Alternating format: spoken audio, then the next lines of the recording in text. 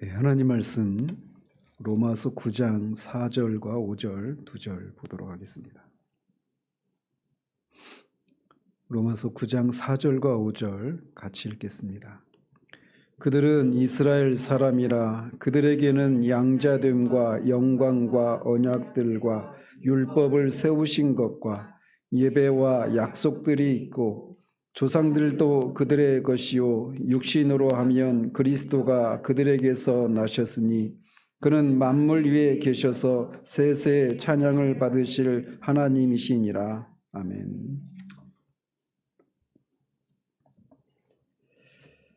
예, 우리는 계속해서 사도가 9장을 시작하면서 자신에게 동족 이스라엘을 향한 큰 깊은 그런 슬픔이 끊이지 않는 그런 슬픔이 있다는 고백이 그 원인이 이유가 무엇인가를 살펴가고 있습니다. 그것은 자기 동족 이스라엘이 다른 민족들에게는 없는 그들만 누렸던 어떤 특권들이 있는데 그 특권을 소유한 이스라엘 백성들이 지금은 그 특권에서 멀어져 있는 그런 현실들을 생각할 때 그 안에 그런 큰 슬픔이 있다라고 하는 것을 말씀드렸습니다. 그러면서 지난주에는 그들이 언약들을 누리는 언약 백성으로서 누렸던 그런 특권들이 있었는데 그것을 지금은 누리고 있지 못한 그 현실들을 살폈습니다. 그래서 언약이 무엇인가 그것을 살펴보았습니다. 말씀을 전하고 나면 항상 아쉬움이 있습니다. 그래서 언약에 대해서 좀 더 이렇게 하고 싶은 마음이 있는데 다음 기회에 다른 기회에 좀 하려고 합니다. 자, 오늘은 율법을 세우신 것에 대해서 살펴보도록 합니다. 율법을 세우셨다라는 말이나 율법을 받았다, 율법을 소유했다 같은 개념입니다. 즉 바울이 자기 동족 이스라엘이 율법을 소유한 그런 특권을 누린 백성인데 지금은 그 특권을 잃어버린 그 현실들 때문에 그 마음에 큰 고통이 있다라고 말씀을 그렇게 그 이유를 제공하고 있는 겁니다. 말씀을 이스라엘 백성들이 하나님의 말씀인 율법을 소유했다라고 하는 것이 왜 큰 특권이라고 할까요? 그것은 무엇보다도 율법은 하나님 자신의 성품과 뜻을 계시해 준 것이기 때문에 그렇습니다. 이방 민족들은 양심과 피조세계를 통한 일반 계시만을 가졌습니다. 그들은 양심을 통해서도 또는 자연 만물을 보면서 또는 역사가 진행되어가는 이런 모습들을 보면서 하나님이 계시구나 라고 하는 것을 알 수는 있어요. 그것도 핑계되지 못할 정도로 하나님이 정말 계시구나 이렇게 알 수 있다라고 바울은 로마서 1장에서 말한 바가 있죠. 그런데 이방 민족들은 그렇게 양심과 그런 피조 세계를 통해서만 하나님에 대한 어떤 그 지식, 그런 일반 계시만을 가졌단 말이에요. 그런데 이스라엘은 시내산에서 하나님이 친히 말씀하시는 특별 계시를 받았습니다. 하나님이 나는 여호와 너희 하나님이라고 선포하시면서 율법을 주신 것은 단순한 어떤 규범 전달이 아니라 인격적 관계의 수립이었습니다.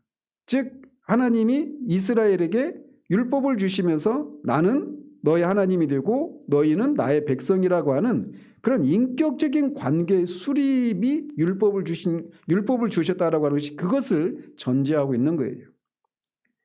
그래서 칼빈은 이것을 강조하면서 율법은 하나님이 자기 백성을 향한 부성적 돌봄의 표현이다라고 말을 했습니다.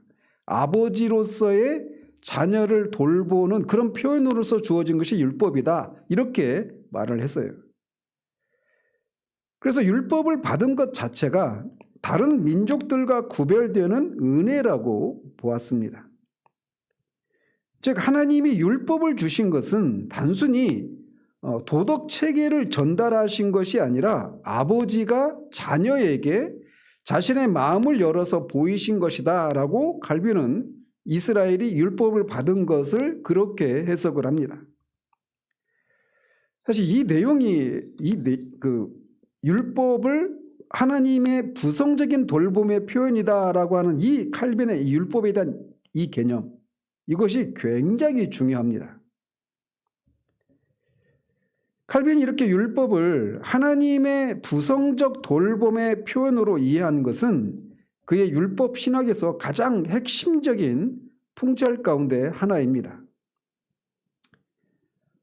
이것은 단순한 어떤 수사적인 표현이 아니라 율법에 대한 당시 칼빈 당시 그리고 지금도 여전히 율법에 대해서 가지고 있는 가장 근본적인 두 가지 오해를 반박하기 위해서 율법은 하나님의 자녀를 향한 하나님의 아버지로서의 부성적인 돌봄의 표현이다, 이런 표현을 썼어요. 그러면 율법에 대해서 잘못 가지고 있는, 율법에 대해서 근본적인 오해 두 가지가 있는데 그게 뭐냐면 율법주의와 율법 폐기주의입니다.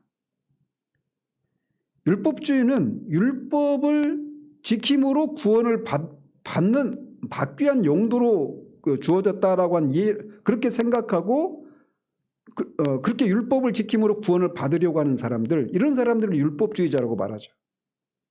근데 반대로 율법 폐기주의자들은 은혜 아래에 있는 신자는 율법과 무관하다고 주장을 하는 사람들이다, 이렇게 말할 수가 있습니다. 그런데 칼빈은 이 두 가지 양극단, 율법주의와 율법 폐기주의를 모두 거부하면서 율법의 본래적인 성격을 회복하기 위해서 이 부성적 돌봄이다라고 하는 표현을 쓰고 있는 거예요. 이 율법을 하나님의 부성적 돌봄이라고 표현하는 것이 어떻게 율법주의를 반박하고 또 율법 폐기주의를 반박하는 것일까요? 그래서 칼빈의 이런 율법이 무엇인가, 율법의 그 본질이 무엇인가를 바르게 파악하려면 율법의 수여자가, 율법을 주신 분이 누구인가라고 하는 물음으로부터 출발을 해야 합니다. 칼빈에게 있어서 율법은 차갑고 추상적인 어떤 도덕 법전이 아닙니다. 우리나라도 헌법이 있고 형법이 있고 민법이 다 있지 않습니까? 그러니까 그런 개념이 아니라는 거예요, 율법이라고 하는 건. 율법을 주신 분은 입법자로서의 하나님이 아니라 아버지로서의 하나님이고, 이 한 가지 사실이 율법의 성격 전체를 규정하는 겁니다. 율법을 주신 분이 입법자로서, 너희는 이렇게 살아야 된다라고 하는 입법자로서 율법을 주신 것이 아니라 아버지로서 그의 자녀들에게 주신 것이 율법이다, 이런 이해를 가지고 있는 거예요. 그래서 율법을 하나님의 부성적 표현이다, 이렇게 말을 한 겁니다. 아버지가 자녀들에게 말할 때 그 말은 복종을 강제하기 위해서, 너 내 말 안 들으면 혼나, 벌받아, 이렇게 어떤 권력의 언어가 아니죠. 부모가 자식한테 어떤 말을 하는 것은. 그렇게 말하는 이유가 뭐예요? 궁극적으로 자녀의 유익을 위해서 아버지가 자녀에게 어떤 말을 하는 겁니다. 자녀에게 유익을 위해서. 그러니까 율법을 주신 목적도 그거를 강제하기 위해서 우리에게 주신 것이, 강제하기 위해서 주신 것이 아니라 우리의 유익을 위해서 주신 것이라는 거예요. 그래서 율법을 주신 분이 입법자로서의 하나님이 아니라 아버지로서의 하나님이다라고 하는 이 생각을 갖는 것이 굉장히 중요합니다. 율법의 그 성격을 규정하는데 굉장히 중요한 개념이에요.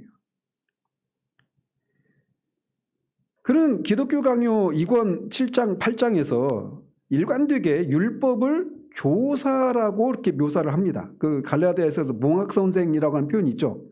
그렇게 율법을 교사라고 묘사를 합니다. 그런데 그 교사의 역할이 뭐냐? 억압이 아니라 인도하는 그런 사람이라고 하는 것을 강조합니다. 그러니까 체벌하고 막 강제하는 그런 개념의 교사가 아니라 바른 길로 인도하는 그런 의미의 교사로 그렇게 이 용어를 쓰고 있단 말이에요. 그래서 하나님께서 율법을 주실 때 우리를 노예처럼 다루신 것이 아니라 자녀를 향한 아버지의 사랑으로 다루셨다라고 하는 것이 칼빈의 율법관에 있어서 핵심 주장입니다. 이 부성적인 관점은 율법의 각 명령을 읽는 방식을 근본적으로 바꿔놓습니다. 그렇지 않겠습니까? 나의 유익을 위해서 율법을 주셨다라고 하는 이런 개념을 갖는 것과 이 율법을 지키지 않으면 벌을 받을지도 모른다라고 하는, 나를 막 복종시키고 강제하기 위해서 율법을 주셨다, 그런 이해를 가지고 율법을 읽을 때 완전히 다르지 않겠습니까? 그래서 율법의 명령들은 더 이상 공포의 원천이 아니라 자녀가 어떻게 살아야 하는가를 알려주는 아버지의 사랑 어린 안내가 되는 겁니다. 그러면서 칼빈이 이런 아버지로서 자녀의 유익을 위해서 주어진 것이 율법이다라고 한 이 개념을 구체적으로 이해하기 위해서 그는 율법을 3가지 용도로 분석을 합니다. 그래서 이제 제1용법, 제2용법, 제3용법 이렇게 구분을 해요. 그래서 율법의 제1용법은 뭐냐면, 죄를 드러내어서 우리가 죄인이라고 하는 것을 드러내어서 그리스도께로 몰아가는 기능, 이게 율법을 주신 첫 번째 목적이라고 말을 해요. 율법의 첫 번째 기능은 그래서 정죄 기능입니다. 다른 말로는 거울 기능이에요. 거울. 말씀을 통해서 우리 얼굴에 검댕이 묻어있다는 것을 보고 씻으러 가도록 하기 위한 것. 어디서 씻어요? 그리스도에게서. 율법을 주신 첫 번째 목적은 거울의 기능이고, 우리가 죄인이라고 정죄해서 결국 그 정죄에서 우리가 스스로 구원받을 수 없기 때문에 그리스도께로 피하도록 하기 위해서 율법을 주신 거예요. 이런 기능을 율법의 제1용도 이렇게 말을 합니다. 그리고 제2용도는 뭐냐면 사회적인 악을 억제하는 그런 시민적인 기능입니다. 그래서 오늘 차 타고 오신 분들도 막 고속으로 달리다가 카메라가 있고 그러면은 속도를 줄이죠. 이제 카메라가 지금은 이제 옛날 교통경찰 역할을 하는 거잖아요, 지금에. 옛날에 그런 것이 없었을 때는 교통경찰이 있으면 어때요? 과속하던 사람이 정속도로 가죠. 뭐 꼭 고속도로에서만이 아니라 일반적으로 어떤 경찰이 있으면은 사람들이 뭐 그런 나쁜 짓 하거나 잘못을 하려고 하지 않죠. 그래서 경찰 기능을 하는 거예요, 율법이.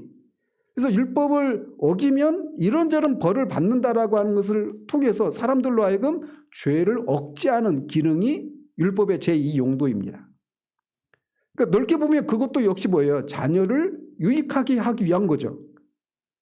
그래서 사회가 그렇게 악을 억제하는 그 율법의 그 기능을 통해서 악이 억제되는 사회 안에서 자녀들이 안전하게 살 수 있잖아요. 그리고 이 2가지 용도는 루터를 포함한 여러 종교 개혁자들도 다 인정하는 것입니다.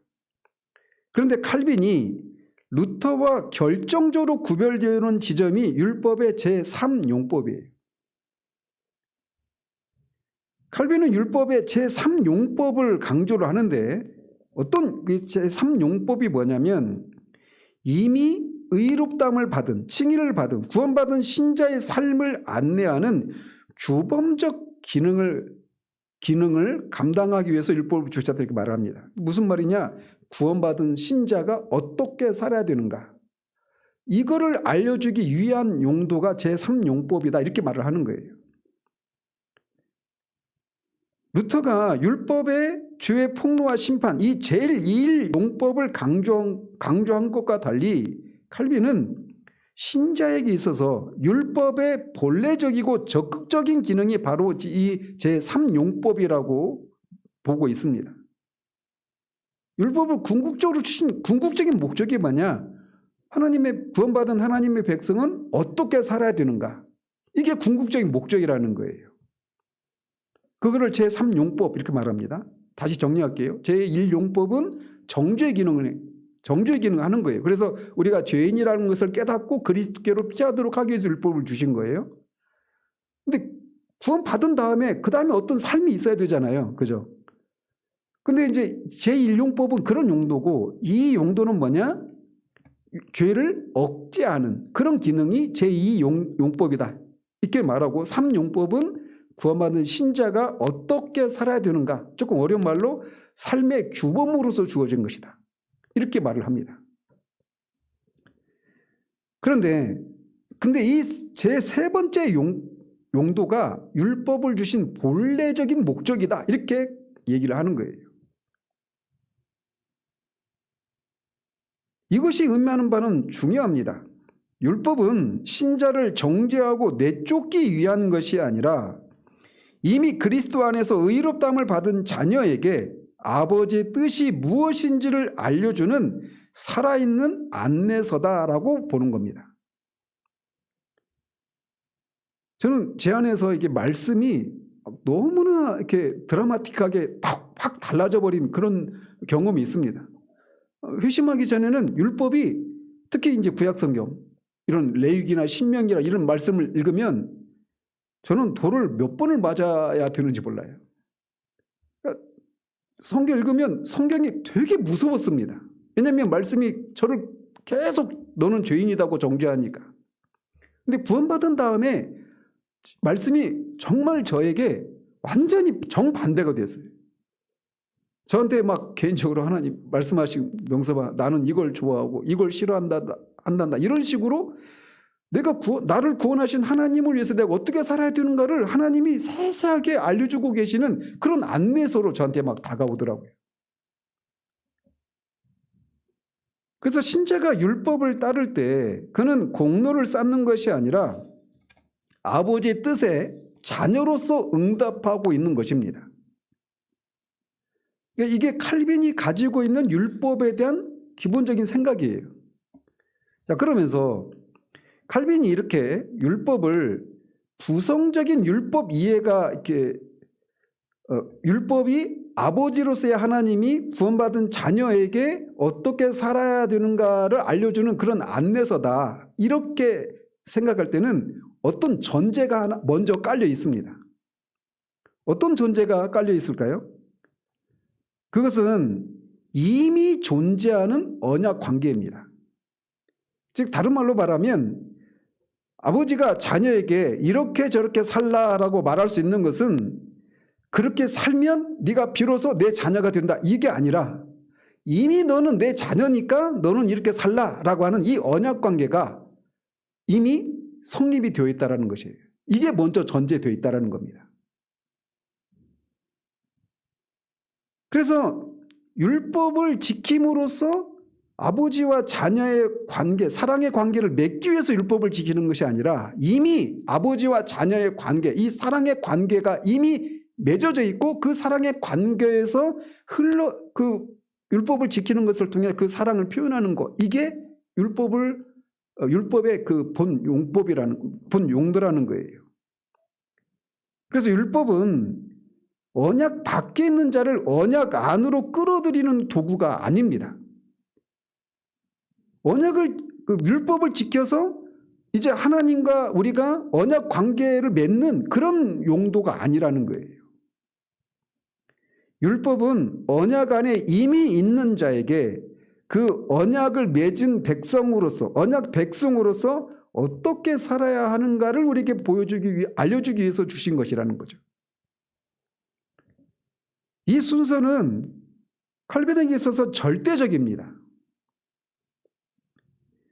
언약관계, 즉 우리가 칭의 의롭다함을 받고 양자가 되는 이것이 먼저 오고, 율법은 그 관계 안에서 구원받은 하나님의 자녀로서 우리가 어떻게 살아야 되는가, 이렇게 작동하는 거예요. 이 순서를 뒤집으면 어떻게 됩니까? 이 율법을 지킴으로써 우리가 구원받고 하나님의 자녀가 된다. 이게 뭐예요? 이게 율법주의가 되는 겁니다. 이 순서를 바꾸면. 하나님이 시내산에서 이스라엘에게 율법을 주시기 전에 먼저 뭐라고 말씀하시냐면, 나는 너희를 애굽에서 인도하여 낸 너희 하나님 여호와라라고 선언하셨단 말이에요. 내가 너희를 구원했으니까 구원받은 백성으로서 너희는 이렇게 살아라, 이렇게 말씀하시는 것이지, 이 말씀을 지키면 내가 너희들을 구원해서 내 백성 삼아주겠다, 이렇게 말씀하신 게 아니라는 거예요. 이 굉장히 중요한 개념입니다. 그리고 율법 폐기주의자는 그러니까 구원받은 하나님의 백성으로서 어떻게 살아야 되는가를 알려주는 게 율법이기 때문에 구원받은 자들은, 은혜 안에 있는 신자는 더 이상 율법이 필요 없다라고 하는 율법 폐기주의도 성립이 안 되는 거죠. 그래서 율법에 대한 이해가 먼저 우리 가운데 이게 바르게 서 있어야 됩니다. 또 칼빈은 신자가 율법을 대하는 방식을 불신자가 율법을 대하는 방식과 날카롭게 구분을 합니다. 그 구분의 핵심 언어가 뭐냐면 노예의 두려움과 자녀의 경외의 대조예요. 누가 노예의 두려움 가운데 있어요? 불신자겠죠. 근데 자녀의 경외는 이미 자녀라는 말 속에 들어있으니까 구원받은 신자가 율법에 대해서 갖는 태도입니다. 그래서 율법을 정죄의 도구로 경험하는 사람은 율법 앞에서 노예처럼 떱니다. 제가 방금 전에 말씀드렸던 것처럼. 그런 율법을 지켜야만 살 수 있다는 두려움에서 혹은 율법을 어기면 버림받는다는 공포 가운데서 행동을 합니다. 그러나 그리스도 안에서 의롭다함을 받은 신자는 전혀 다른 정황에서 율법을 대합니다. 구원받은 신자에게 율법은 더 이상 정죄의 언어가 아니라 아버지의 음성입니다. 신자는 율법의 각 명령 안에서 하나님의 성품과 선하심을 발견하고 그것을 닮아가는 것이 뭐예요, 이게? 그게 바로 성화예요. 여기서 칼빈이 강조한 것은 신자에게 율법의 정죄 기능이 완전히 사라졌다라고 하는 것이 아닙니다. 칼빈은 그런 반율법주의적인 결론을, 율법 폐기주의적인 결론을 경계합니다. 오히려 그가 말하고 있는 것은 신자가 율법을 받아들이는 정황이 달라진다라는 거예요. 정죄받을 자로서 율법 앞에 서는 것이 아니라 그리스도 안에서 의롭다함을 받은 자녀로서 아버지의 뜻을 배우는 자로 서는 겁니다. 이게 신자가 율법을 대하는 태도예요. 이 정황의 변화가 율법을 공포의 원천에서 기쁨의 원천으로 전환시킵니다. 하나님은 나를 구원하신 아버지가 되시니까 그 아버지를 기쁘시게 해드리기 위해서는 내가 어떻게 해야 되는가를 우리에게 알려주고 있는 책이 되니까 율법이, 그 율법이 완전히 이제 공포의 대상이 아니라 기쁨의 원천이 되는 거예요. 또 아버지가 자녀에게 주는 가르침의 목적은 정죄가 아니라 형성입니다. 뭘 형성하려고 하느냐? 하나님의 형상을 빚어가기 위해서 율법을 주신 거예요. 율법은 신자를 파괴하기 위한 것이 아니라 신자를 하나님의 형상으로 빚어가기 위한 것입니다. 이런 의미에서 율법은 하나님께서 자기 백성을 향해 품으신 목적, 즉 그들이 거룩하고 흠없이 하나님 앞에 서는 것을 이루어가는 그런 도구가 되는 겁니다. 우리가 거룩해지기를 원한다. 주님을 닮기를 원한다. 우리 안에서 그리스도의 형상이, 아들의 형상이 빚어져 가기를 원한다라고 하면 어디로 가야 돼요? 말씀으로 돌아가야 되는 거예요. 율법이 아버지의 부성적 돌봄의 표현이다라고 하는 이유가 바로 여기에 있습니다. 율법을 주신 목적이 아버지신 하나님을 자녀인 우리가 닮아가도록 하기 위해서 주신 것이 율법이기 때문에 율법을 아버지의 부성적인 표현이다 이렇게 말하는 거예요. 아버지가 자녀를 방치하지 않고 가르치고 훈육하고 인도하는 것이 아버지의 그 자녀를 향한 돌봄이잖아요. 그런 것처럼 하나님께서 율법을 통해서 자기 백성의 삶의 형태를 지속적으로 규정하고 안내하시는 것이 부성적인 돌봄입니다. 이 관점은 성화에 대한 칼빈의 이해와 직결됩니다. 성화는 율법의 요구를 충족시켜서 하나님과의 관계를 유지하거나 강화하는 과정이 아니에요. 이거를 뭐라고 합니까? 이런 생각을 우리가 신율주의 이렇게 부르죠. 다시 말씀드릴게요. 성화는 율법의 요구를 충족시켜서, 쉬운 말로 율법을 따라서, 말씀을 따라 살아가는 것을 통해서 하나님과의 관계를 유지하거나 강화하는 과정이 아니에요. 성화는 이미 아버지의 품 안에 있는 자녀가 아버지의 말씀인 율법을 따르며 날마다 아버지를 닮아가는 과정입니다. 그 과정에서 율법은 신자를 억압하는 짐이 아니라 어디로 가야 하는지를 알려주는 나침반과 같은 역할을 하는 겁니다. 신자는 율법 아래서 짓눌리는 것이 아니라 율법을 따르는 가운데 자유와 기쁨을 누립니다. 시편 기자가 119편 111절에서 주의 율법이 나의 기업이오니 내 마음의 즐거움이니이다 라고 고백한 것이 바로 이 경험의 언어예요. 칼빈의 이 율법에 대한 칼빈의 이런 이해는 우리가 오후에 계속 살펴보고 있는 것처럼 신율주의의 구조적인 오류를 진단하는데 매우 정밀한 기준을 제공해 줍니다. 신율주의의 핵심적인 오류가 뭐냐? 율법의 이행을 은혜의 영역에 진입하거나 그 안에 머무는 조건으로 만드는 거예요. 율법을 지켜야 우리가 은혜를 누리게 되고 은혜의 지배로 들어가고 그 은혜의 지배 상태를 계속 유지할 수 있는 비결이 뭐냐? 죄를 죽이고 성화를 이루는 것을 통해서, 율법을 지키는 것을 통해서 그게 가능하다, 이렇게 가르친단 말이에요. 이것은 칼빈이 가장 강하게 거부한 구조입니다. 즉 언약 관계를, 우리가 하나님과의 그런 언약 관계를 율법 준수의 결과나 조건으로 삼는 구조가 이 신율주의예요. 그런데 우리가 왜 율법을 따라 살아가느냐? 이미 그리스도 안에서 우리가 하나님과 그런 관계를, 언약 관계를 맺은 하나님의 구원받은 하나님의 자녀이기 때문에, 백성이기 때문에 그 아버지를 닮아가도록 하기 위해서 우리에게 주신 율법을 따라 살아가는 거란 말이에요. 칼빈에게 있어서 율법이 부성적인 돌봄일 수 있는 이유는 율법이 이미 아버지의 품 안에 있는 자녀에게 주어지기 때문입니다. 율법은 아버지의 집 밖에 있는 자를 집 안으로 들어오게 만드는 그런 도구가 아니에요. 이미 아버지 집 안에 있는 자녀에게 주신 도구가 율법이란 말이에요.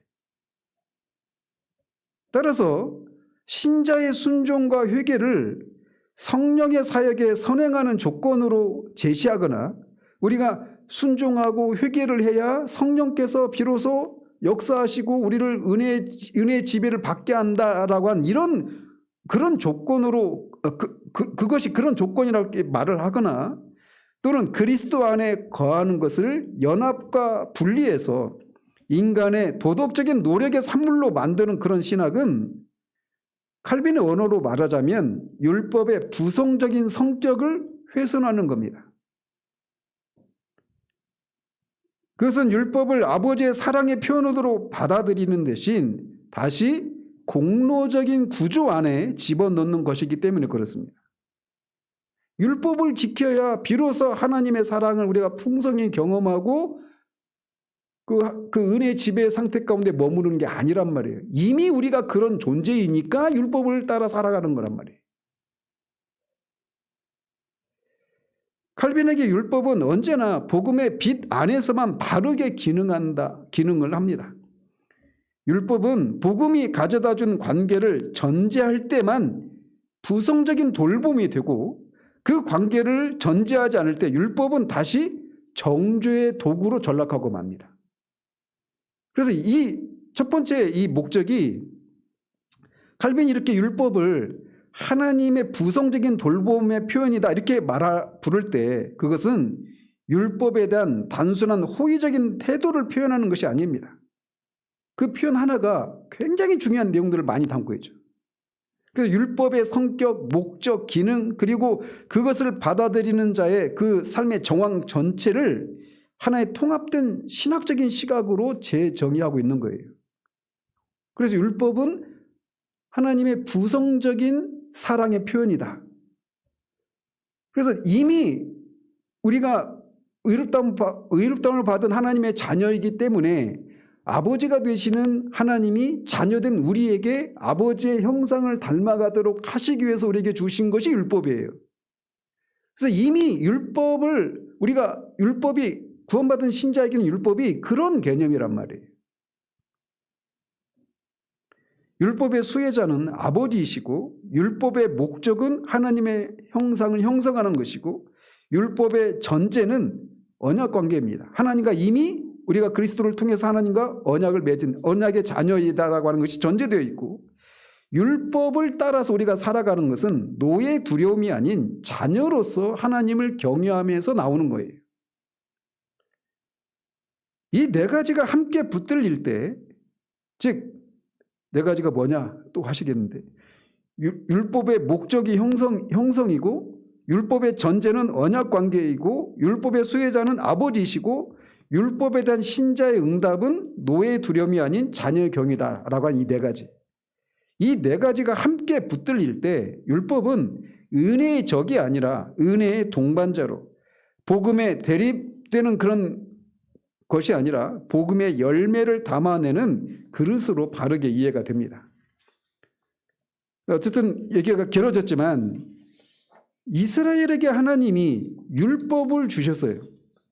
그래서 이 율법은 하나님의 자기 계시를 이스라엘 백성이 직접 받은 겁니다. 그런 의미에서 특권이에요. 어떤 민족도 그런 특권을 누린 민족이 없어요. 두 번째로는 율법을 아까 첫 번째 기능이 율법을 정죄하는 기능이 있다고 그랬잖아요. 그래서 율법을 받았다는 얘기는 죄를 인식하게 되는 도구를 받은 것을 의미합니다. 율법의 핵심 기능 중 하나가 죄의 인식이에요. 율법으로는 죄를 깨달음이니라. 근데 이게 왜 특권이냐? 왜 특권이에요 이게? 죄를 깨닫지 못하면, 내가 죄인이라는 것을 깨닫지 못하면 구원의 필요를 느낄 수 있을까요? 없을까요? 절대 못 느낍니다. 율법이 없는 이방인들도 죄를 짓죠.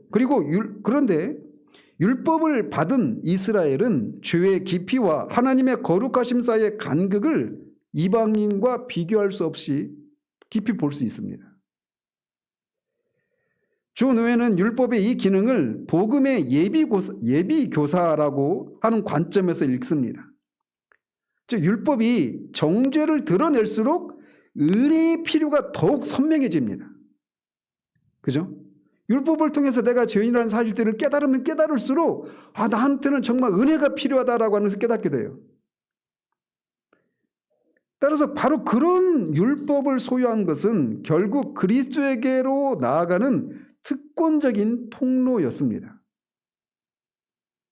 인류의 대다수가 어둠 속에서 자신의 죄를 막연하게만 느끼고 있을 때 이스라엘은 그 죄의 실체를 빛 가운데서 볼 수 있는 빛을 받은 그런 백성이었던 겁니다. 세 번째로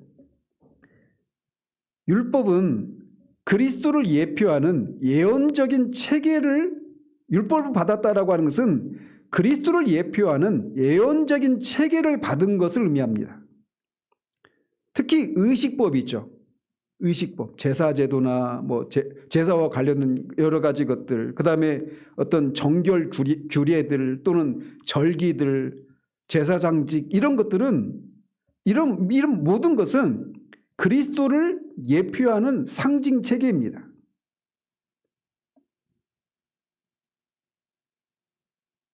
이 모든 것이 그리스도의 인격과 사역을 예표하는 그림자였어요.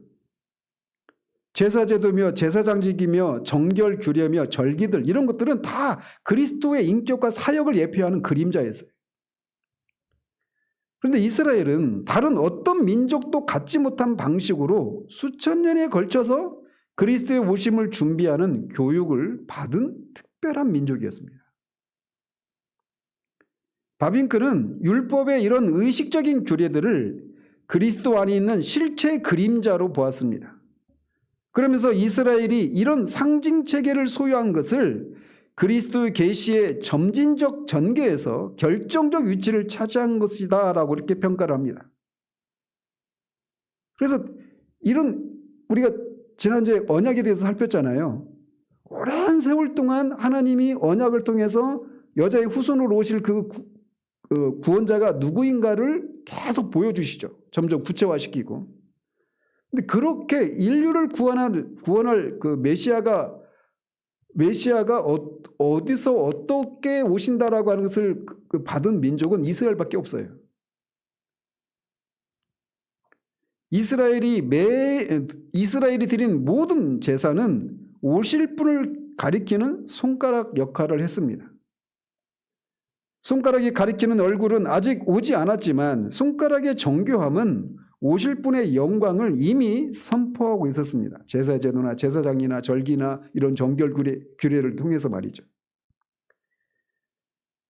다섯 번째로 율법을 받았다라고 하는 것은 언약 공동체의 표지를 받은 것을 의미합니다. 율법은 언약의 표지였습니다. 하나님이 이스라엘과 맺은 시내산 언약에서 율법은 관계의 틀이었어요. 너희는 내 백성이 되고 나는 너희 하나님이 되리라고 하는 언약의 공식이 율법 수여를 통해서 구체화되었습니다. 율법을 받았다라고 하는 것은 이스라엘이 하나님의 백성이라는 거예요. 그리고 하나님은 그들의 하나님이라고 하는 것을 보여주는 것이 뭐냐? 율법이라는 겁니다. 율법을 가졌다라고 하는 것은 단순히 도덕 규범을 가진 것이 아니라 그들이 하나님의 언약 백성의 일원이라고 하는 것을 공식적으로 확인받은 것이 율법을 받은 것이 의미하는 거예요. 시편 기자는 이 특권을 이렇게 노래합니다. 그가 그의 말씀을 야곱에게 보이시며 그의 율례와 규례를 이스라엘에게 보이시는도다. 그는 어떤 민족에게도 이와 같이 행하지 아니하셨나니 그들은 그의 법도를 알지 못하였도다. 할렐루야.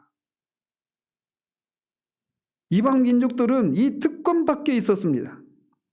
창조 이래로 어떤 민족도 이스라엘이 받은 방식으로 율법을 받지 못했습니다. 이것이 바울이 이 9장 4절에서 슬퍼하는 이유를 역설적으로 심화시키고 있어요. 어떤 민족도 이런 특권을 누린 민족이 없단 말이에요. 율법과 관련해서. 율법이 상징하는 그 모든 의미와 관련해서. 그들이 그토록 놀라운 특권을 받고도 그것이 가리키는 그리스도를 거절했기 때문에 바울이 극한 슬픔 가운데 있는 겁니다. 그들이 누린 특권의 크기가 클수록 슬픔의 깊이도 또 더 깊어지겠죠. 바울의 눈물은 작은 것을 잃은 자의 눈물이 아니라 세상에서 가장 큰 것을 눈앞에 두고 돌아선 자들을 향한 눈물이었던 겁니다. 그런데 우리가 바울이 슬퍼하는 이유를 더 깊이 이해하려면 이스라엘이 율법을 받은 방식 자체의 특별함도 살펴봐야 합니다. 율법 그 자체를 소유한 것도 큰 특권인데 그 율법을 받는 방식도 특별해요. 모세는 신명기 4장 32절에서 이렇게 말을 합니다. 네가 있기 전 하나님이 사람을 세상에 창조하신 날부터 지금까지 지나간 날을 상고하여 보라. 하늘 이 끝에서 저 끝까지 이런 큰 일이 있었느냐? 이런 일을 들은 적이 있었느냐? 어떤 국민이 불 가운데서 말씀하시는 하나님의 음성을 너처럼 듣고 생존하였느냐라고 말합니다.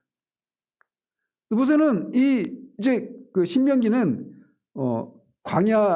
광야에서 태어난 2세대를 향해서 다시 그 말씀을 상기시키는 성경이 신명기입니다.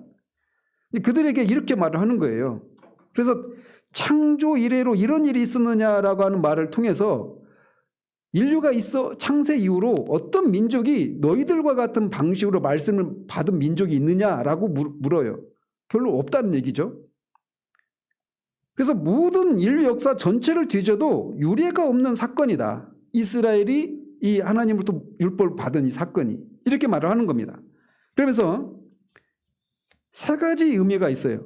어떻게 그 율법을 받은 방식이 어떤 의미에서 특별한가? 세 가지로 살필 수 있는데, 첫 번째로 그들이 하나님의 음성을 직접 들었다라는 면에서 특별합니다. 시내산에서 하나님은 천둥과 번개와 빽빽한 구름과 나팔 소리와 함께 내려오셔서 십계명을 친히 선포하셨습니다. 꿈이나 환상이나 선지자를 통한 간접 전달이 아니었어요. 이스라엘 백성 전체가 그 음성을 들었습니다. 민수기 12장에서 하나님이 직접 말씀하시기를 선지자에게는 환상과 꿈으로 말하지만 모세와는 대면하여 명백히 말한다고 하셨는데, 시내산에서는 그보다 더 나아가서 모세만 들은 것이 아니라 온 이스라엘이 함께 하나님의 음성을 들었습니다. 둘째, 듣고 살아남은 것 자체가 기적이었어요. 불 가운데서 말씀하시는 하나님의 음성을 듣고 생존하였느니라 라고 하는 표현이 결정적입니다. 출애굽기 33장 20절에서 하나님은 모세가 하나님의 영광을 보여달라고 할 때 그 모세에게 하나님 이렇게 말씀하셨잖아요. 나를 보고 살 자가 없음이니라. 그런데 하나님의 임재는 본질적으로 죄인을 압도합니다. 그래서 해가 뜨면 만나가 쓰러지는 것처럼 거룩하신 하나님 앞에 죄인이 설 수가 없어요. 그럼에도 이스라엘 민족 전체가 그 하나님의 임재 현현 가운데서 하나님의 음성을 듣고 살아남았어요. 이것 자체가 하나님의 은혜의 기적이었습니다. 우리가 하나님 앞에 그리스도의 중보 없이 하나님 앞에 우리 인간은 설 수가 없어요. 모세가 하나님의 영광을 보여달라고 할 때 하나님이 바위 틈에 숨어서 내 뒷모습을 보게 하겠다고 하시잖아요. 그 바위가 예표하는 게 그리스도예요. 그래서 우리는 그리스도 안에서만 하나님을 볼 수가 있는 거예요.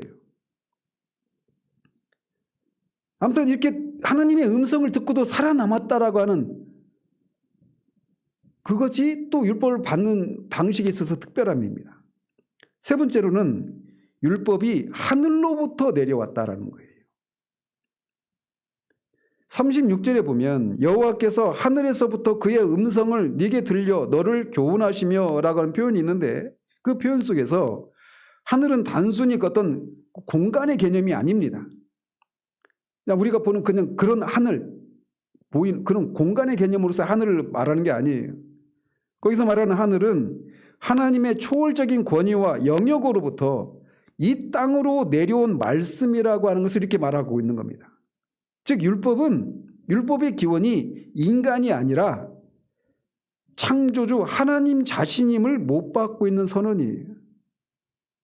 태초에 하나님이 천지를 창조하시니라 라고 하시면서 하나님이 빛이 있으라 하시면서 천지를 창조하셨는데, 그 창조자 하나님이 시내산에서 이스라엘 백성들에게 오셔서 말씀을 주신 것이 율법이라는 거예요. 그러니까 이거를 창조주 하나님으로부터 받은 말씀이 율법이에요. 율법의 기원이 인간이 아니란 말이에요. 이런 면에서 율법을 받은 방식도 특별합니다.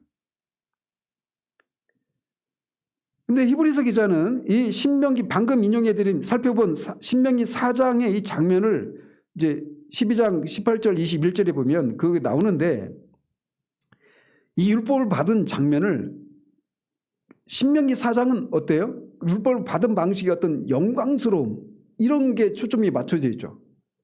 그런데 그 똑같은 장면을 히브리서 기자는 12장 18절 21절에서 이렇게 말을 합니다.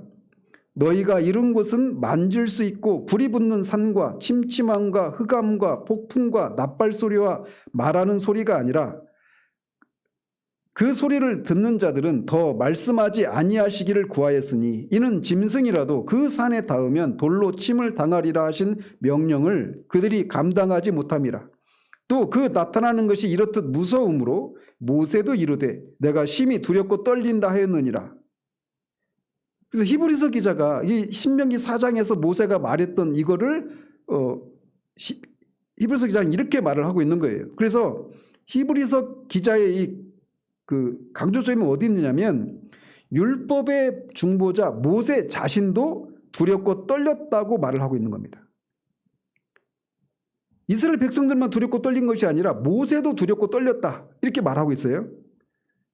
그래서 중보자인 모세도 두렵다면 중보된 언약도 그 두려움을 극복할 수 없다라고 하는 것을 히브리서 기자가 말해주고 있는 거예요. 그리고 백성들은 하나님의 직접적인 음성을 감당하지 못하고 모세에게 대신 들어달라고 요청을 하죠. 출애굽기 20장에 보면. 그래서 율법은 직접적인 하나님의 음성으로 시작됐지만 바로 그 직접성이 하나님이 직접 말씀하시는 것이 백성을 압도해서 결국 모세라고 하는 매개자를 필요로 하게 되었습니다. 이게 굉장히 신학적인 어떤 역설이 여기서 완성이 되는 거예요. 즉 신명기는 말씀드린 것처럼 이 사건의 영광스러운 면을 묘사하고 있어요. 신명기는.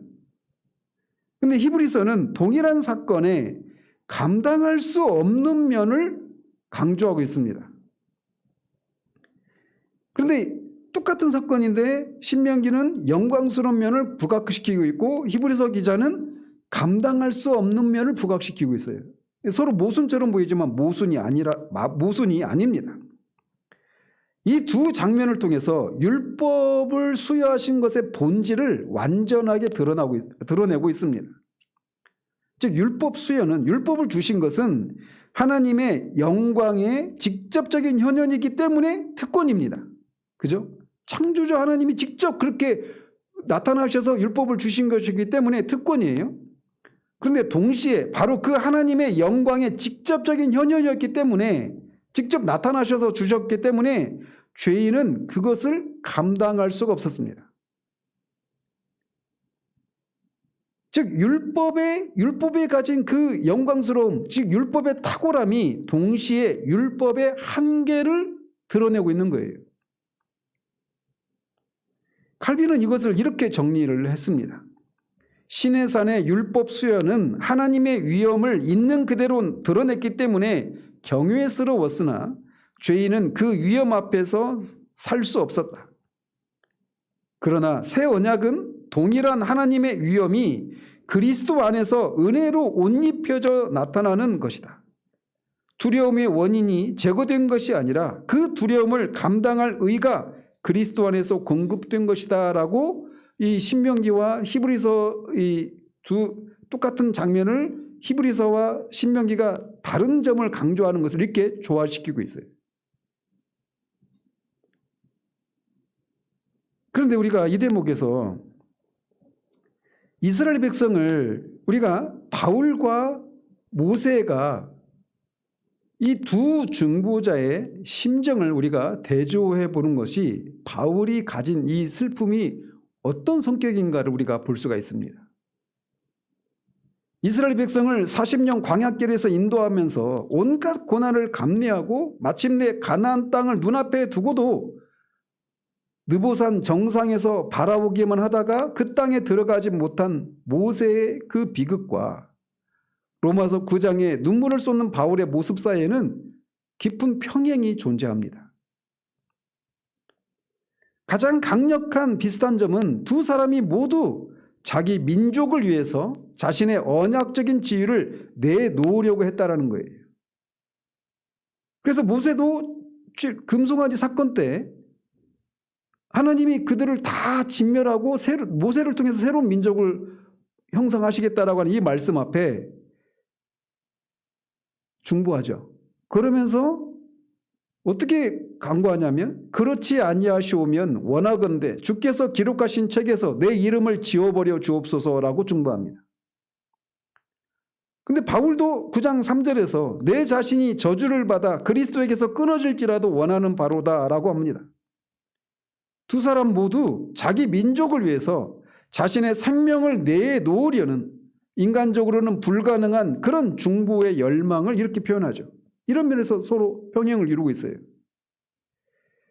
또 모세는 이스라엘을 40년 광야길에서 인도했지만 그 세대 대부분이 불신앙으로 인해서 가나안에 들어가지 못했죠. 바울이 고린도전서 10장 1절에서 5절까지 해서 직접 이 사건을 인용합니다. 율법과 예배와 언약과 약속, 이 모든 특권을 가졌지만 그것이 가리키는 실체인 그리스도에게 들어가지 못한 이스라엘은 정확히 이 패턴을 반복하고 있는 거예요.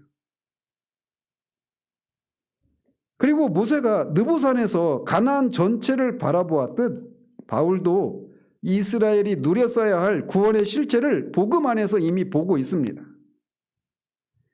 이방인들이 그 축복 안으로 들어오는 것을 목격하면서 정작 자기 동족은 문 앞에서 돌아서는 것을 보고 있기 때문에 고통을 느끼는 거예요. 그래서 모세와 이 가나안까지 왔지만 거기 들어가지 못하는 이런 모습, 이 모세와 이 서로 평행을 이루고 있단 말이죠. 그럼에도 불구하고 두 사람 사이에는 차이가 있습니다. 모세가 가나안에 들어가지 못한 것은 무리바에서 하나님의 명령을 어긴 모세 자신의 죄 때문이었죠.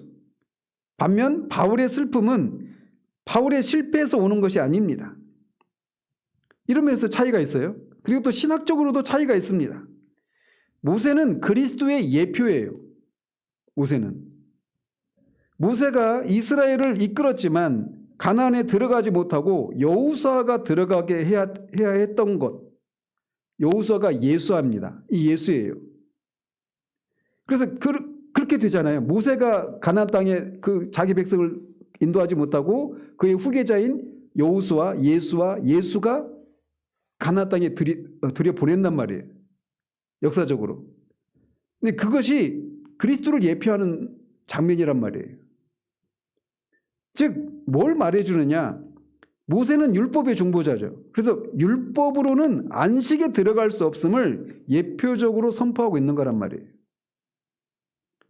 반면 바울은 완성된 복음의 증인이었습니다.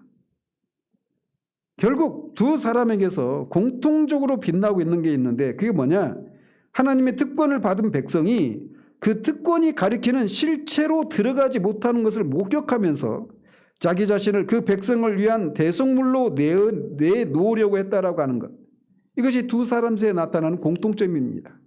그리고 그 심정의 궁극적인 원형이 누구예요? 바로 그리스도이죠. 그래서 모세나 바울은 자기가 구원을 받지 못하는 일이 있어도 자기 민족이 구원받을 수만 있다면 차라리 그렇게 됐으면 좋겠다, 이렇게 소망만 할 뿐이지만 예수 그리스도는 실제로 자기 목숨을 내어주심으로 저와 여러분들을 약속의 땅으로 들여보내시는 일을 하셨단 말이에요. 어쨌든 이스라엘 백성은 그런 특권을 가진 사람들입니다. 제가 오늘 다 못할 것 같아요.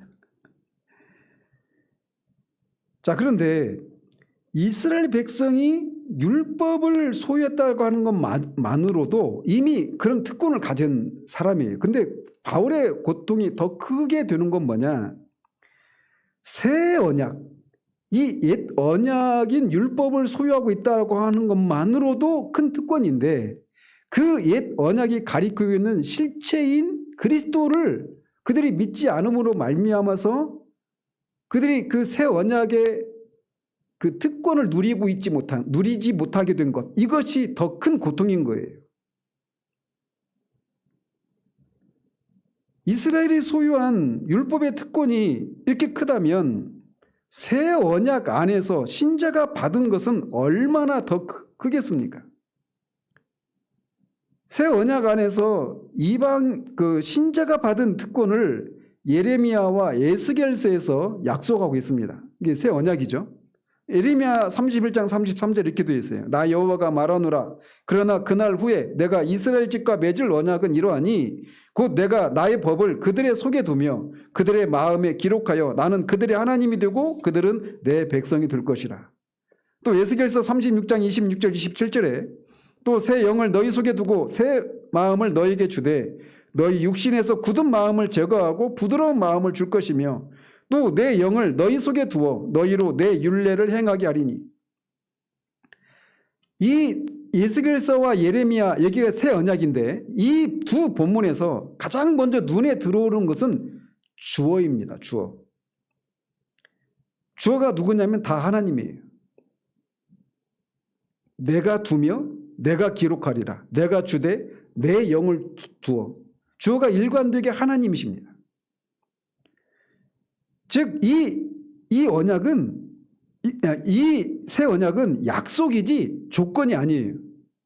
너희가 어떻게 하면 내가 해주겠다 이런 조건이 아니라 하나님이 일방적으로 내가 해주겠다라고 하는 약속이란 말이에요. 옛 언약은 이렇게 행해라 그리하면 살리라고 하는 조건부 구조였죠. 그렇지만 새 언약의 구조는 근본적으로 다릅니다. 하나님이 친히 양쪽을 이행하시겠다는 선언입니다. 그래서 칼빈은 옛 언약은 백성의 성실에 달려 있었기 때문에 깨어질 수 있었지만 새 언약은 하나님이 친히 양쪽을 이행하시기 때문에 깨어지지 않는다라고 얘기합니다. 그래서 새 언약을 히브리서 기자는 더 좋은 약속으로 세운 더 좋은 언약 이렇게 부르는 거예요. 그런데 그 약속이 율법과 관련해서 어떤 약속을 해주고 있느냐면 마음에 율법이 새겨진다라고 말하고 있는 겁니다. 우리 마음에 율법을 새겨주시겠다라는 거예요. 근데 율법을 새겨주신다라고 하는 게 돌판에 십계명을 새겨주신 것처럼 우리 마음에 십계명을 새겨주시겠다 이런 의미가 아닙니다. 율법을 새겨주신다라고 하는 것이. 에스겔 36장 26절에서 하나님은 굳은 마음, 이게 문자적으로는 돌심장입니다. 돌심장. 굳은 마음을 제거하고 부드러운 마음, 즉 살심장을 주겠다고 약속하십니다. 이것은 이게 뭘 의미하느냐? 율법을 받아들이고 사랑하고 행하려고 하는 새로운 본성 자체를 주시겠다라고 하는 약속이에요. 칼빈은 이것을 중생과 동일시합니다. 중생, 거듭남은 새로운 원리, 새로운 욕구, 새로운 지향성을 심는 것이고 그 새로운 본성의 핵심 내용이 하나님을 향하고 율법을 사랑하고 죄를 미워하는 것이다 라고 말하고 있어요. 로이드 존스는 이 차이를 이렇게 표현합니다. 옛 언약의 신자는 율법을 보고 저것을 해야 한다고 생각을 했어요. 그런데 새 언약의 신자는 율법을 보고 저것이 내가 원하는 것이다 라고 느끼기 시작한다. 이런 차이가 있다는 겁니다. 왜? 옛 언약의 신자는 율법이 밖에 있잖아요. 근데 새 언약의 신자는 율법이 마음에 있어요. 근데 이거를 어떻게 표현하느냐? 옛 언약의 신자들은 율법을 보고 내가 저렇게 살아야 되는데 저걸 해야 되는데 이렇게 생각한다라는 거예요. 그런데 새 언약의 신자들은 율법이 마음에 새겨져 있어서 이게 내가 원하는 것이다. 이렇게 생각한다라는 거예요. 얼마나 큰 차이입니까? 율법이 타자에서 내 자아의 일부로 변하는 거예요. 바빙크는 이거를 율법의 내면화라고 부릅니다. 이것이 도덕적 외압이 아닌 자발적 순종을 가능하게 하는 유일한 근거다라고 말합니다. 율법을 지키지 않으면 벌 받을 것에 대한 두려움 때문에 율법을 강압적으로 지키는 것이 아니라 지키지 않고 자발적으로 율법을 지키게 되는 유일한 방법이 뭐냐? 율법을 우리 안에 내면화시키는 거예요. 이거를 율법을 우리 마음에 새기겠다. 이것이 의미하는 거라는 거죠. 마음의 율법이 새겨지는 것은 이 세상에서 완전하게 실현될까요? 실현되지 않을까요? 완전하게 실현되지는 않습니다. 이 예레미야 31장의 이 약속은 종말론적 완성을 향한 거예요. 무슨 말이냐? 신자 안에서 이 약속이 시작되었지만 아직 완성되지 않은 상태에 있단 말이에요. 왜 그러느냐? 존 웨는 이것을 내주하는 죄라고 하는 개념으로 분석을 합니다. 즉 거듭난 신자 안에도 죄의 원리가 여전히 작동하고 이것이 새 본성과 끊임없이 충돌을 합니다. 성화는 이 싸움의 점진적 승리이지 즉각적 완성이 아닙니다. 그래서 갈라디아서 5장 17절에 있는 것처럼 육체의 소욕은 성령을 거스르고 성령은 육체를 거스르나니 라고 하는 말씀이 이런 이유 때문에 그런 거예요. 지금 말씀드리고 싶은 건 옛 언약 백성인 이스라엘이 율법을 소유했다라고 하는 것이 의미하는 것들을 우리가 살펴보지 않았습니까? 그것 자체로도 큰 특권이란 말이에요. 그들은. 그런데 그 언약이 가리키고 있는 실제이신 그리스도를 믿으면 새 언약 백성이 되어서 새 언약 백성으로서 누리는 그 특권을 생각할 때 거의 다 왔는데 그 율법이 가리키고 있는 실체이신 그리스도를 거부함으로써 이 새 언약의 특권을 누리지 못한 것을 생각하니까 더 큰 고통이 있는 겁니다. 바울 입장에서는. 그래서 옛 언약 백성보다 새 언약 백성이 더 큰 특권을 누리고 있단 말이에요. 그들은 율법을 밖에 이렇게 받았지만 새 언약 백성은 율법이 마음에 새겨지는 그런 특권을 누린단 말이에요.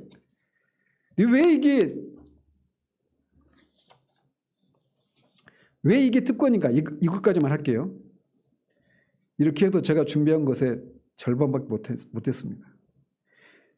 그래서 이스라엘의 율법 소유와 비교할 때 새 언약 신자의 마음에 새겨진 율법이 더 큰 특권이다라고 말할 수 있는데 왜 어떤 측면에서 그렇게 말할 수 있느냐?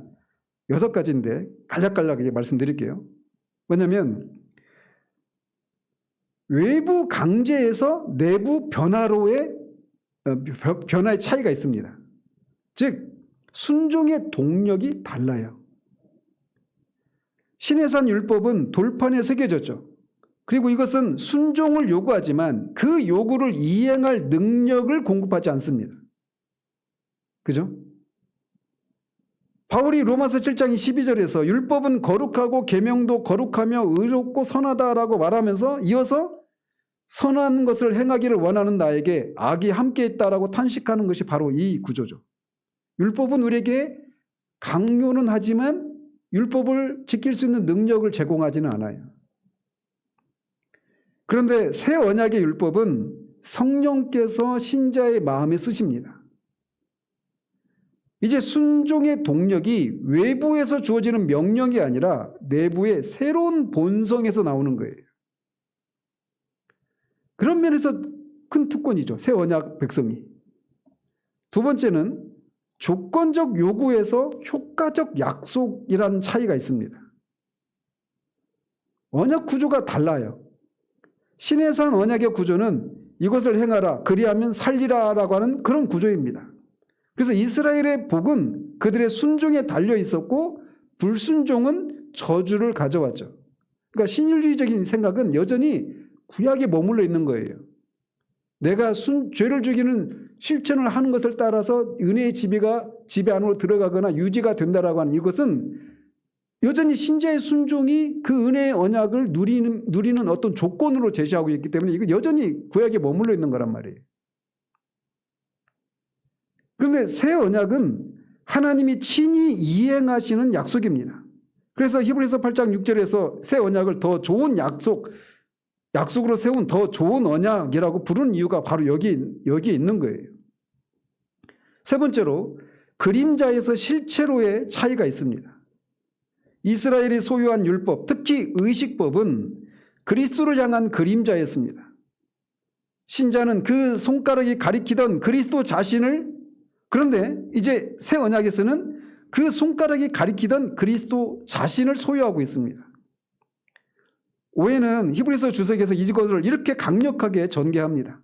이스라엘이 제사를 드릴 때마다 그것은 오실 그리스도를 가리키는 손가락이었다. 그러나 신자는 이미 오신 그리스도를 붙드는 것이다. 손가락으로 보는 것과 그 손가락이 가리키는 얼굴을 직접 보는 것의 차이다라고 말을 합니다. 이게 달라요. 네 번째로 중보자의 질적 차이가 있습니다. 옛 언약은 중보자가 모세고 새 언약은 그리스도죠. 시내산에서 율법은 모세를 통해 주어졌습니다. 모세는 탁월한 중보자였지만 종이었습니다. 새 언약의 율법은 아들을 통해 주어집니다. 더 나아가 새 언약에서 율법을 마음에 새기시는 분은 성령 하나님 자신이십니다. 바울은 먹으로 쓴 것이 아니요 오직 살아계신 하나님의 영으로 쓴 것이며 또 돌판에 쓴 것이 아니요 오직 육의 마음판에 쓴 것이라고 말을 합니다. 삼위 하나님이 직접 신자의 마음에 쓰시는 거예요.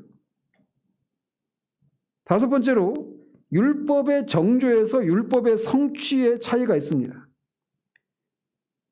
로마서 8장 3절 4절이 이거를 이렇게 정확하게 서술하고 있어요. 율법이 육신으로 말미암아 연약하여 할 수 없는 것을 하나님은 하시나니 이는 율법의 요구가 우리 안에서 이루어지게 하려 하심이니라. 어떻게 이게 가능했느냐? 그리스도가 율법의 요구를 완전히 이행하셨죠. 능동적인 순종을 통해. 그리고 그 의가 신자에게 전가됩니다. 동시에 성령이 마음에 율법을 새기심으로써 신자 안에서 율법의 요구가 실제로 이루어지기 시작합니다. 그래서 칭의와 성화가 동일한 성령의 사역 안에서 결합이 돼요. 마지막 차이가 뭐냐? 하나님을 아는 지식에 있어서 차이가 납니다. 예레미야 31장 34절은 마음에 새겨진 율법의 결과를 이렇게 말을 합니다. 그들이 다시는 각기 이웃과 형제를 가르쳐 이르기를 너는 여호와를 알라 하지 아니하리니 이는 작은 자로부터 큰 자까지 다 나를 알기 때문이라. 시내산 율법 아래서 이스라엘은 여호와를 알아야 했지만 그 알미 피상적이었습니다. 하나님의 행위는 알았지만 그분의 길을 알지 못했습니다. 그런데 새 언약의 신자는 성령의 내적 조명으로 하나님을 직접적으로 실존적으로 압니다. 바빙크는 이 알을 가리켜서 새 언약의 가장 탁월한 특권이라고 불렀어요. 옛 언약 신자들도 하나님을 알았죠. 그렇지만 그 지식은 제사장이나 선지자나 율법과 같은 외적인 매개를 필요로 했습니다. 그것을 통해서 하나님을 알았어요. 그런데 새 언약 백성의 이 하나님을 아는 것은 성령의 직접적인 내주를 통해서 주어짐으로 매개 없는 인격적 지식이다라고 말합니다. 비유적으로 설명하면 옛 언약에서는 편지로 친구를 아는 것에 비유할 수 있다라면 새 언약에서는 그 친구가 함께 살면서 그 친구를 아는 것, 이런 차이가 있다라는 거예요. 그러니까 얼마나 큰 차이가 있는지 아시겠어요? 그래서 새 언약 백성은 성령 하나님이 신자 안에 내주하심을 통해서 하나님을 아는 거예요, 우리가. 그래서 이런 차이가 있어요. 그래서 옛 언약 백성인 이스라엘이 율법을 소유한 것도 큰 특권이지만 새 언약 백성이 율법이 마음에 새겨져서 누리게 되는 특권은 옛 언약 백성이 누리는 특권과 비교할 수가 없다라는 거예요. 그런데 그들이 이 언약 백성이 가리키고 있는 그리스도를 거부함으로써 그 옛 율법이 가리키고 있는 그 그리스도를, 그 실체를 거부함으로써 그들이 이 이방인들이 누리고 있는 이것을 누리고 있지 못하는 것을 보면서 큰 슬픔 가운데 처하고 있단 말이에요.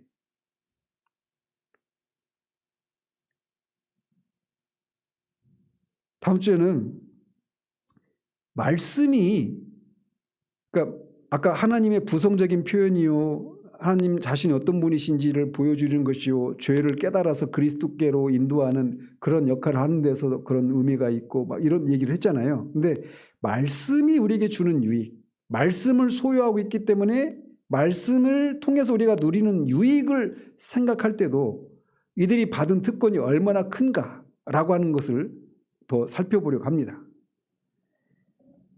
자, 오늘 준비한 제가 절반도 못했는데 어쨌든 바울의 마음에 있는 이 슬픔은 이스라엘이 말씀을, 율법을 소유하고 있다라고 하는 것이 주는 그 특권을 생각할 때 생겨나는 슬픔이란 말이에요.